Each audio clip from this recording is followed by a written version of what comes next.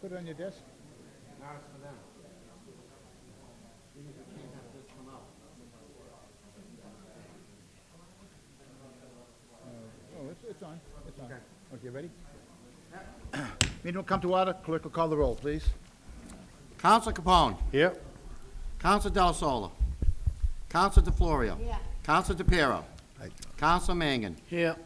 Counsel Matusky. Here. Counsel McKinnon. Here. Counsel McLaughlin. Here. Counsel Napolitano. Here. Counsel Simonelli. Counsel Hanlon. Here. School Committee Member Abraze. School Committee Member Banowitz.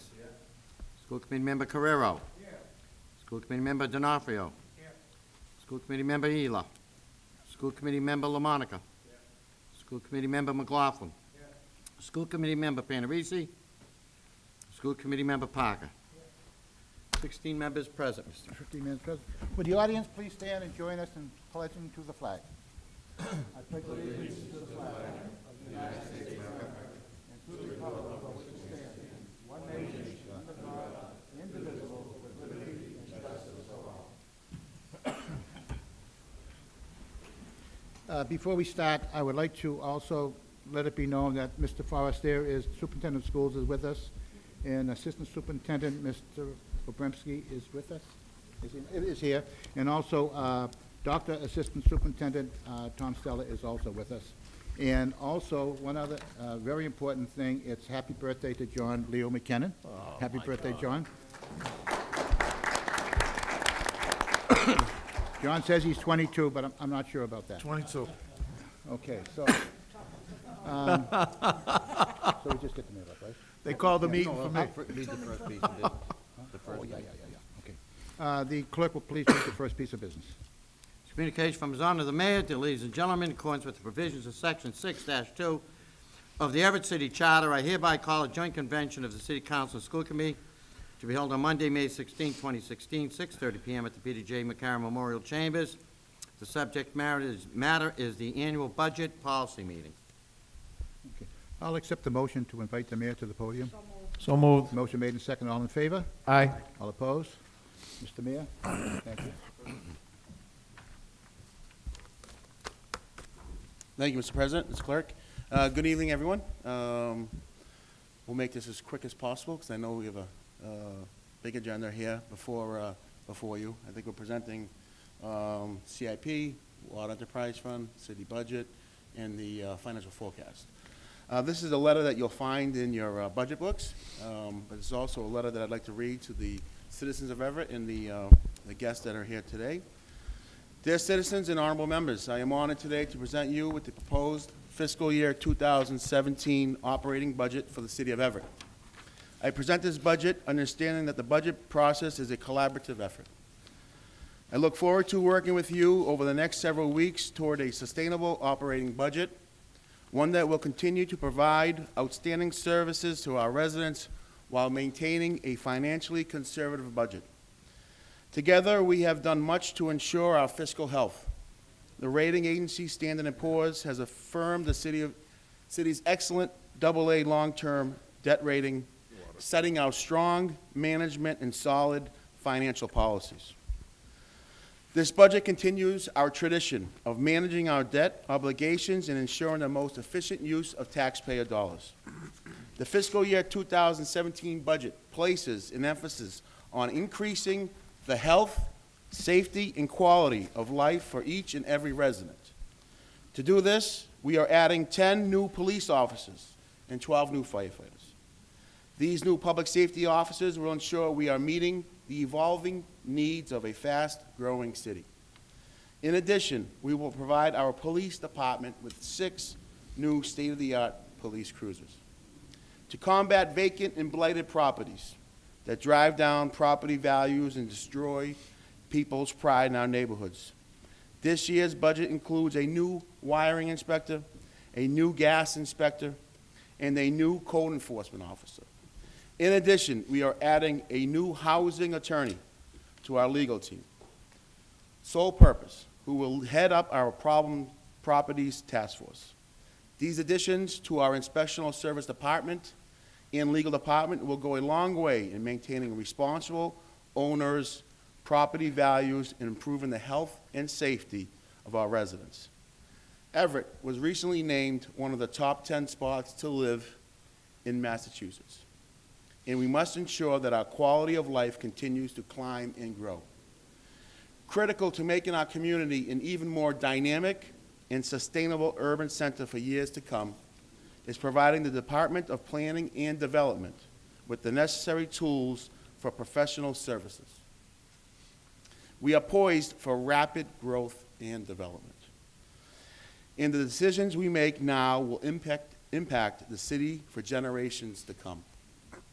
This year's increase will help the department enhance community engagement efforts, promote technology innovations, advance affordable housing, support small businesses with technical assistance services, and hire specialized consultants to assist with our neighborhood and master planning efforts.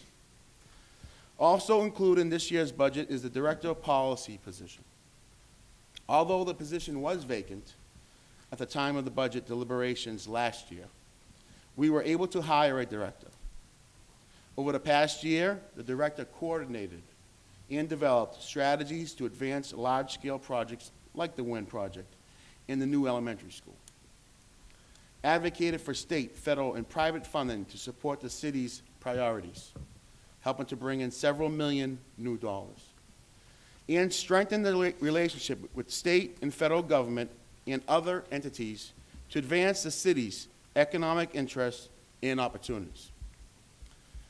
As the WIN development progresses, it puts pressures on the city to provide services at a scale that would not otherwise be needed. To meet the demand, we have hired outside vendors to provide those services. For example, Four Leaf LLC will provide specialized inspectional services for the department.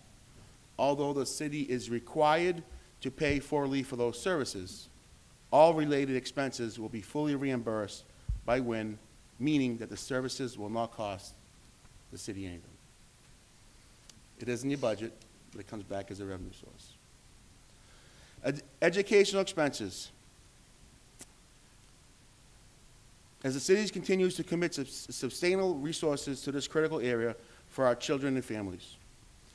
You know, it says in my speech here, it's the largest portion of the budget. Only because it's probably, to me, one of the most important departments in our city budget. But as we know, a lot of those dollars come back to us from the federal government and state government. And I want to, first of all, commend this group to my left for their dedication to the children of the city of Everett.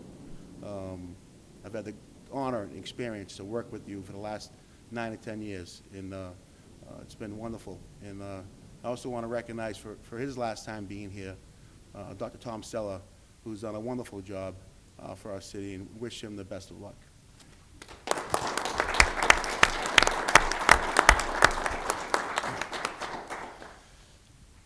We have committed in this year's budget $1.5 million in fiscal year 16 above the school foundation budget. Throughout my tenure as mayor, education has always remained a budget priority. In fact, over the past 7 years, my administration has provided over $36 million above required net school spending. The additional school funding will assist with the demands of an ever-increasing school population.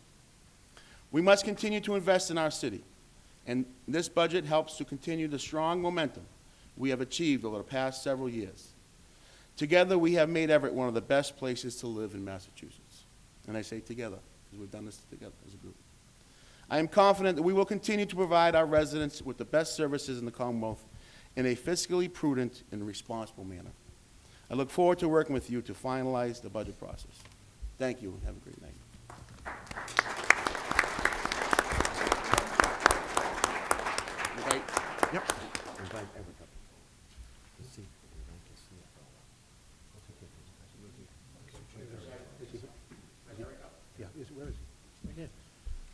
Mr. Chairman, I'm sorry. at this time, it's okay, Mr. Chairman, at this time, if I could invite the CFO to, I know in our new city charter, he has to go through the financial forecast and the CIP and the Water and Sewer Enterprise Fund.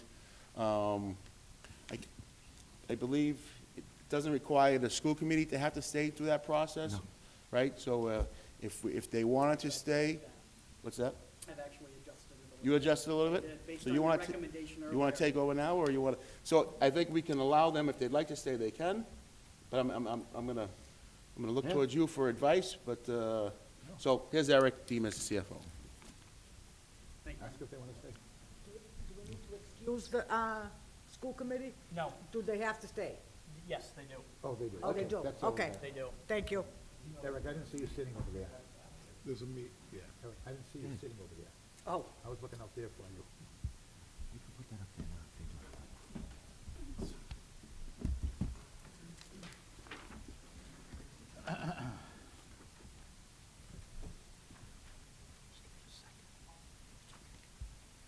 Thank you. Thank you. The budget books that you have in front of you are broken down into 4 sections. The first section is your financial forecasting, as required under city charter. It also includes summary presentations of each of the various budgets. Your general fund operating budget, your water sewer budget, and your capital improvement plan. It's not my intention tonight to go through any of these presentations in detail or in summary form. We're expecting that to happen at future meetings.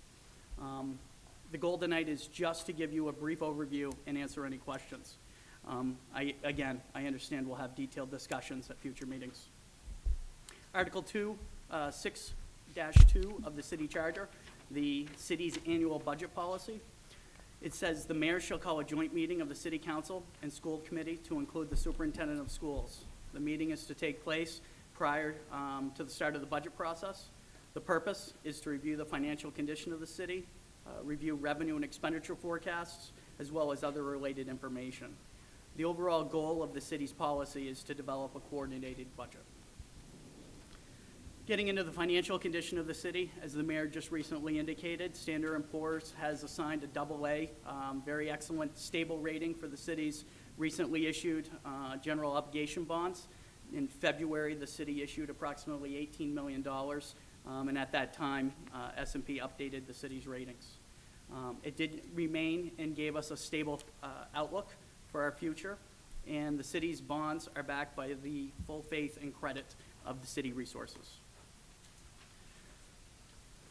This AA rating reflects Standard & Poor's opinion on the following factors: a very stable yet budgetary flexibility with audited fiscal year 2015 reserves of about 12.7% of general fund expenditures, strong budgetary performance with a diverse revenue stream led by property taxes, state aid revenue of 50% and 44% respectively. City has very strong liquidity, which allows us to provide very strong cash to cover our debt service and expenditures. They also recognize the strong management condition with good financial management policies and practices underneath Standard & Poor's financial management assessment methodology. The city is continuing to improve upon our financial policies in the next coming fiscal years. They also recognize strong debt and contingent liabilities profile. This is due to low carrying charges, low net debt, and rapid amortization, quick turnaround of paying back our reserves, as well as a strong institutional framework.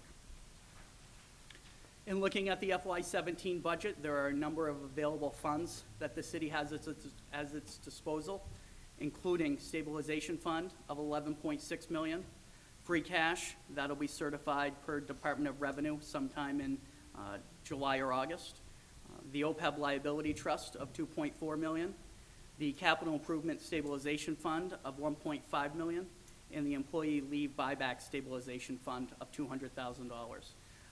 The city currently, as part of its FY17 budget and its forecasting, includes financial policies as to the funding source for each and every one of these funding sources. There's no mandated format for budget documents. Every city is different in terms of its formal structure, culture, and informal practices. There's no right or wrong approach.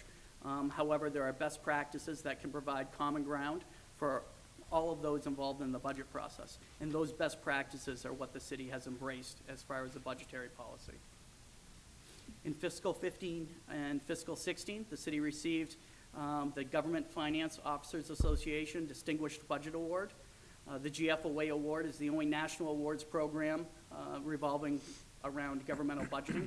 It promotes best practice in public budgeting. It focuses on transparency and accountability, provides an independent review and critique on the municipality's budget document. And it is a one-year award that focuses on continued improvement. The guidelines as established to receive the award are designed to assess how well a municipality's budget serves as one, a policy document, two, a financial plan, and an operations guide, and one of the most important features, a communications device. The final budgetary document is due to the GFOA 90 days after the budget is adopted by City Council. The city anticipates submitting the fiscal year 17 budget for consideration in the fall. One of the areas as designed by the city charter talks about our financial forecasting.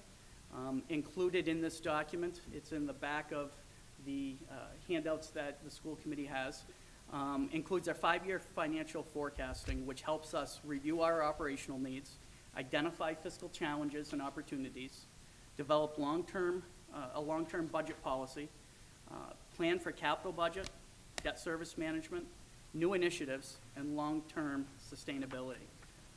Again, copies of this financial plan are in the back of this presentation. For fiscal 17, various revenues include our tax levy, real estate taxes, local receipts, cherry sheet or state aid, school building assistance, debt payments for MSBA projects that the city's already conducted, as well as other financial sources. The expenses that are included in this year's budget document are consistent with prior years. The various functions of general government, public safety, public works, education, human services, culture, recreation, debt service, and our other fixed costs such as health, retirement, debt payments, and the others. Our estimated fiscal year 17 total tax levy is $104 million. This is the amount that the community raises through the property tax. The levy can be in any amount up until the levy limit, which is reestablished every year per Proposition 2.5. In the fiscal year 17 budget, the amount of taxes estimated to be levied to balance the fiscal 17 budget is $98,197,000. This would leave the city with an excess taxing capacity of about $5.8 million. Revenue sources, local receipts, $9.5 million, state aid, $72.7 million, school building assistance, $1.8 million, enterprise fund revenue, $17 million, and then other financing sources of $6 million to raise a total revenue to offset both the water, sewer, and general fund operating budget of $205 million. On the expense side, general government, you're going to see $6.6 million, public safety, $29.2 million, city services, $10.7 million, human services at $3.2 million, libraries and recreation at $1.8 million, for a total city department of $51.7 million. On the school side, the FY17 foundation budget, as determined by the Department of Elementary and Secondary Education, is $90.4 million. When you reduce that amount by the chargebacks from the city for shared expenses of $21 million, the total recommended budget for the school department is $69 million. There, you're going to add in special education, transportation of 4.5, reflecting a total school department budget in your books of $73.5 million. Leaves us getting into fixed costs, which relate both to the city and the school, but are budgeted for separately. We have a retirement assessment for fiscal 17 of $13.7 million, health insurance of $19.6 million, FICA, or Social Security, Medicare rather, of $1.3 million. Employee injuries, $693,000. Property and liability insurance, $2 million. Debt service, $10.9 million, to reflect total city and school fixed costs of $48.4 million. In conclusion, the city has proven to have sound financial policies, reserves, and a stable economic outlook. This administration will again seek to receive the GFOA's Distinguished Budget Award as part of the mayor's 17 recommended budget. The FY17 budget is balanced with nearly $6 million of excess taxing capacity, and the financial forecasting and sound fiscal policies will help the city to continue in its financial success moving forward. And that was about as brief as I could make it. And unless there are any questions, I anticipate getting into these numbers in more detail at future meetings with you. But unless anybody has anything right now, I'm all set. Make a motion to refer to the Budget Committee, the following vote. Okay, Alderman Mangan.